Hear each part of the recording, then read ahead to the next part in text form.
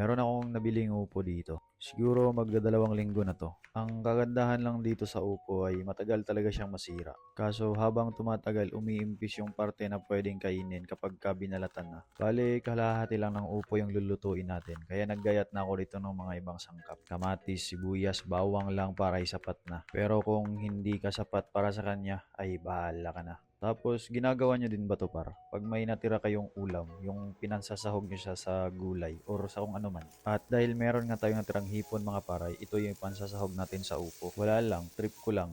Gusto ko lang malaman kung sumakses ba o hindi. Malalaman mo naman pag sumakses. Pero dito mga par, tinatry kong durugin yung mga kamatis para lumabas yung kanyang katas. Medyo durog na nga yung kamatis kaya nilagay ko na yung upo. Tapos naglagay na din ako ng konting tubig para pampalambot. Tapos sa pampalasa naman mga par, naglagay lang ako ng konting toyo, patis, tsaka liquid seasoning. Kasi may timpla na yan eh. Patak-patak lang tayo dito mga par. Tapos yung opo naman mga par, minuto lang yan, luto na agad. Ganun lang siya kabilis maluto. Pero depende sa iyo yan kung gusto mo yung medyo or malambot talaga, edi try mo. Kinulang sa alat kaya nagpatak ako ng konting asin tapos nag-garnish na ako ng basil. Kaya kung meron kang tira-tirang ulam dyan par, try mong ipares yan sa upo. Pero kung di ka naman pala kumakain ng gulay, magprito ka na lang ng itlog tapos patong mo sa pansit canton tapos prito ka ng tuyo.